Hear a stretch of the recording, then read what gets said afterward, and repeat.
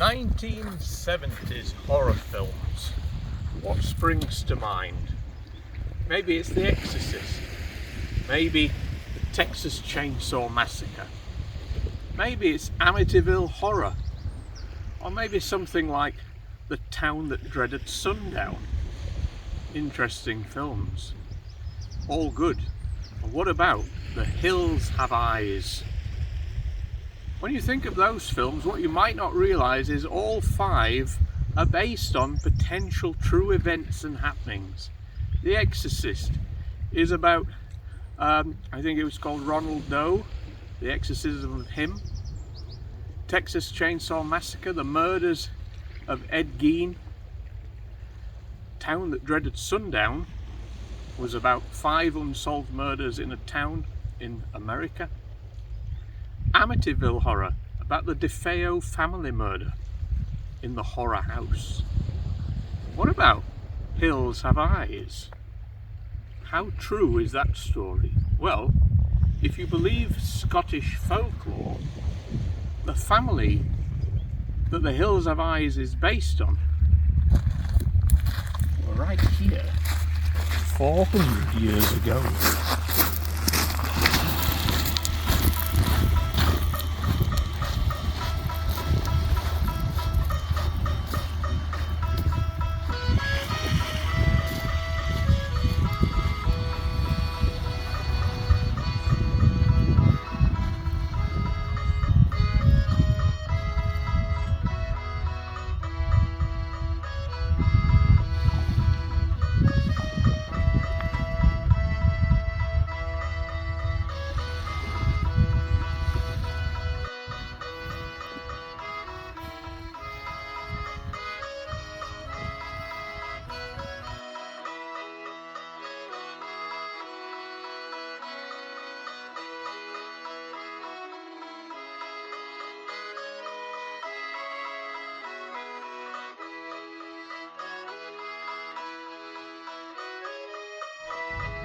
Hi everybody, Matt and Danielle back with you on our Scottish road trip, and today it's the main event. We are currently near Girvan in Scotland, and this coastline that you can see right down at the bottom is our destination. To reach it we have to head down the hill here, and we are heading to a notorious cave.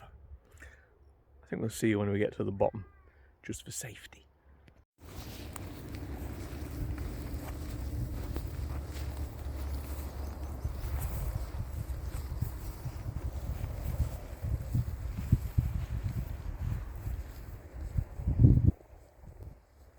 Alexander Sawney Bean, Sawney being an old nickname for Scotsman, is a figure of folklore. He is said to have been the head of a 45-member clan in 16th century Scotland, and is said to have murdered and cannibalised over 1,000 people in a 25-year period. His name first appears in a publication called the Newgate Calendar, an early collection of crime and murder stories. These were produced in the 18th and 19th century and were incredibly popular at the time. In it, they claim that Alexander Bean was born in East Lothian in the 16th century. Leaving home, he joins up with a woman called Black Agnes Douglas. She has been accused by the locals of witchcraft. The couple headed to a coastal cave near Girvan and Ballantrae. The cave was 200 yards or 180 metres deep, and the entrance was often inaccessible due to high tides, and they could stay there undiscovered during the day. Whilst in the cave, they had 6 daughters, 8 sons, 14 granddaughters, 18 grandsons. These grandchildren were all products of incest and inbreeding. That, of course, is quite a lot of mouths to feed. So, how did they survive?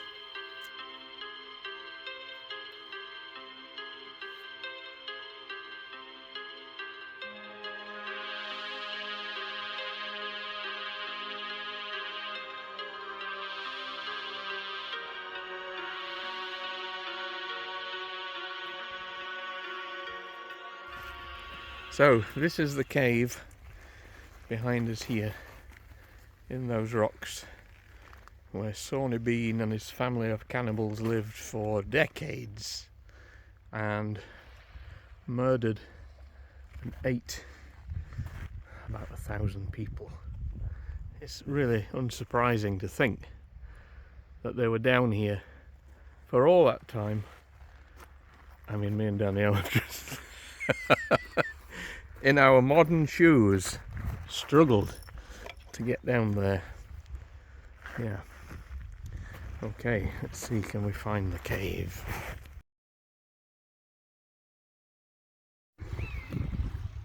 So the Bean family started a new family business based from this cave behind me. They would go out at night and they would wait for unsuspecting travellers coming past on the road above.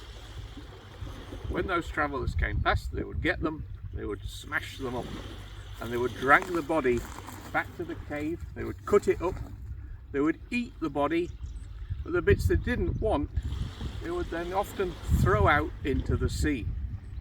Those body parts would then be washed out to sea and then washed back in, but often at a slightly different place. So the beaches around here were full of body parts. But they were still unsuspected in the cave, because when those body parts appeared, it was decided that that poor traveller must have been eaten and attacked by a wild animal. Therefore, that's why the body parts were in the water. They never thought somebody was living in there. As the area came out at night, the locals had no idea there was a murderous family in their vicinity. As the body counts rose, though, the locals did become suspicious. Local innkeepers became prime suspects, as often they were the last people to have seen the victim alive.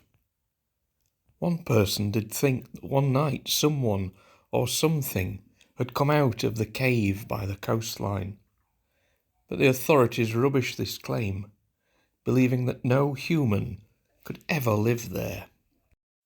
However, one ambush did go wrong for the Bean clan. A young couple had left a local fair when they were ambushed. The man held the family off with a sword and pistol, but his wife fell into the hands of the Beans and met a hideous fate, stripped and disembowelled. As the man fought for his life, more people were on the road leaving the fair. The Beans saw them and fled. But the man saw where they went and told the local magistrate what had happened. So the king found the entrance of the cave here, and he came with bloodhounds and soldiers, hundreds of them, and they descended into the cave. And whilst they were in there, they found Sawney Bean, his wife, and all the children and grandchildren. And amongst them there were barrels of bodies, parts, there was piles of trinkets that stolen off people, there were bones and skulls. And one of the stories suggests that what happened is the entire Bean family were taken to Edinburgh's Tolbooth jail. However, because they were kind of inbred monsters in a way, they were deemed unfit to stand trial, so therefore they were immediately executed. Sawney and the males all had their genitalia cut off. They also had their hands and feet cut off, and they were just left to bleed to death. Sawney's dying words were apparently, "This is not over." Agnes and the females were all forced to watch the male members of the Bean family bleed to death. And then they were tied to stakes and burnt to death. A pretty grisly fate. Maybe they were treated the same way that they treated their victims over the last few decades.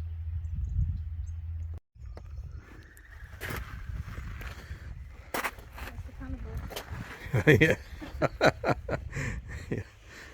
Calling the alarm. Run and hide. Food is coming. I've seen wrong turn. Yes. Well, that's basically Hills Have Eyes, isn't it? Oh, wow. I cannot tell you. I'm actually emotional. This is so exciting for me, being here. This is crazy. It is very slippy. Wow. In there, gosh.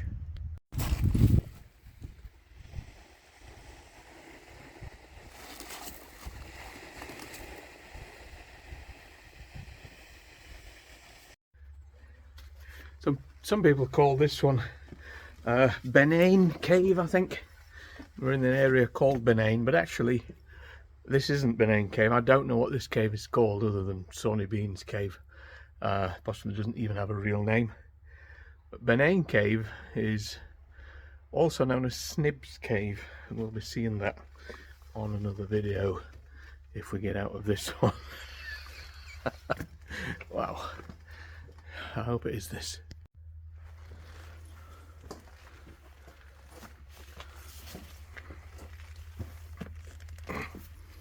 Wow.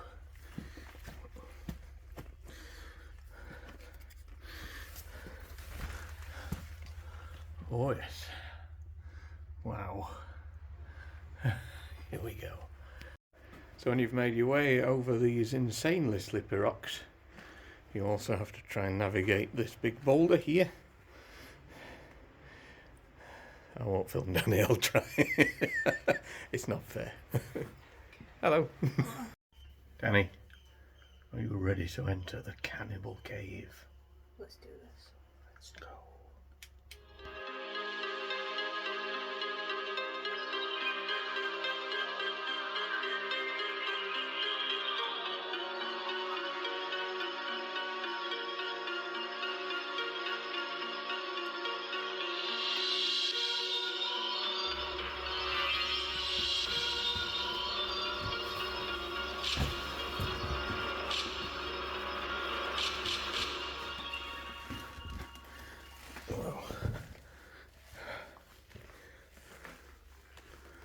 So perhaps unsurprising, it's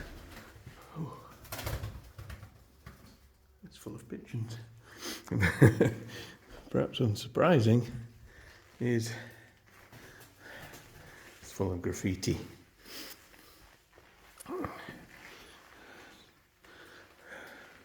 So if there's anything that's offensive on the walls, I apologise.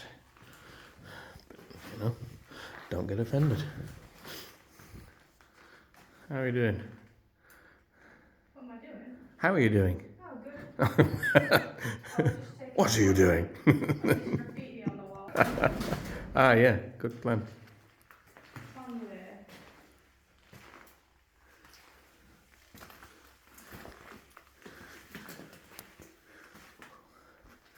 Wow.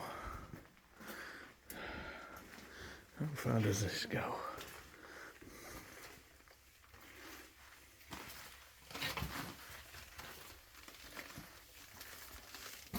Oh, okay, we're down to crawl level.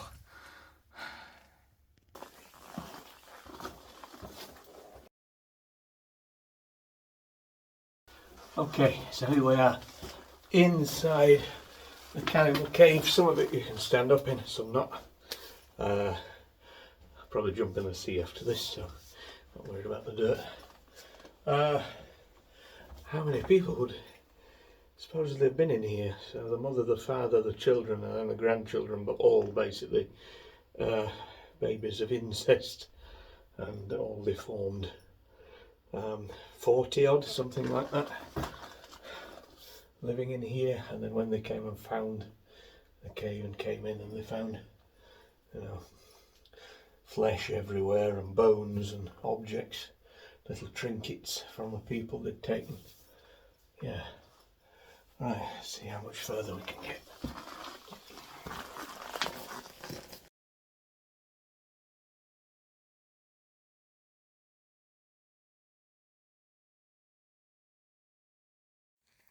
So Wes Craven, the director of The Hills Have Eyes, took inspiration for the film from the Sawney Bean story after he read about it whilst researching in a library.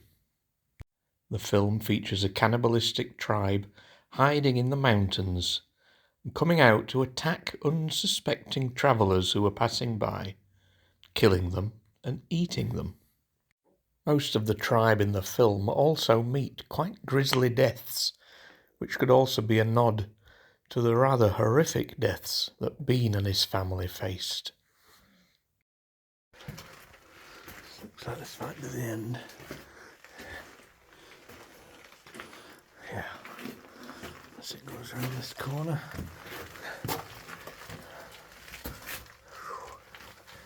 No, that's it. Well, that's the end of this way. Yeah, I don't know if there's any more, but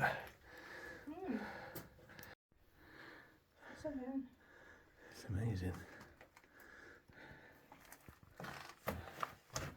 That's interesting. Look how nice and intricate that little writing is. Yeah. Well,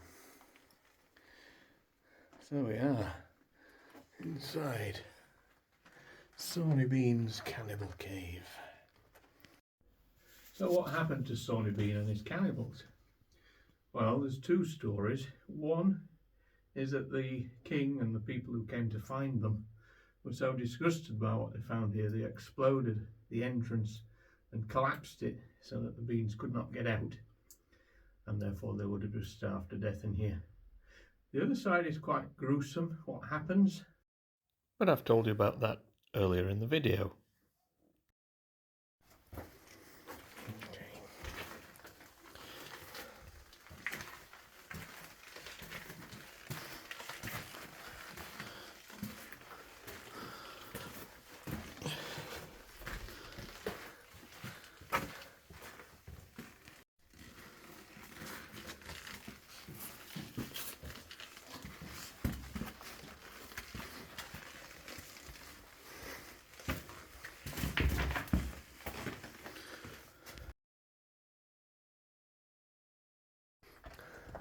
Just round the corner, there's another teeny tiny little passage, but yeah, I'm not getting through there.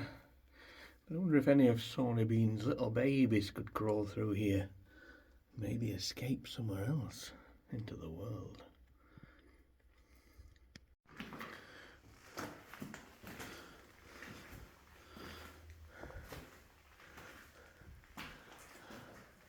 Surprised none of the graffiti says Sawney was here. Yeah.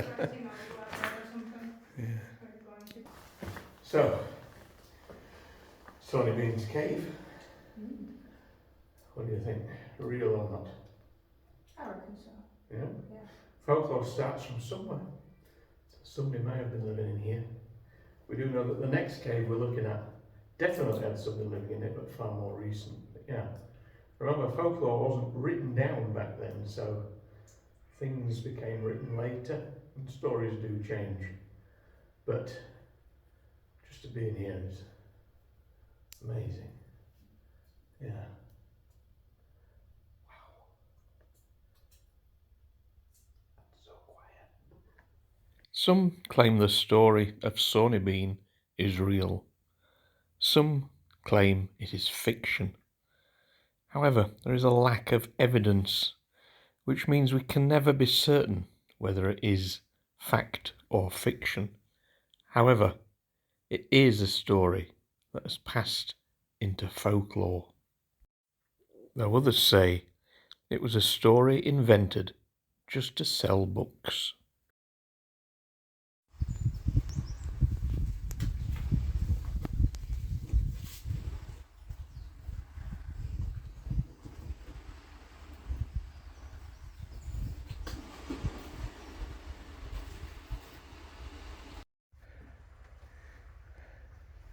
So you come out of here at night, head up the hill, look for a weary passenger, travellers,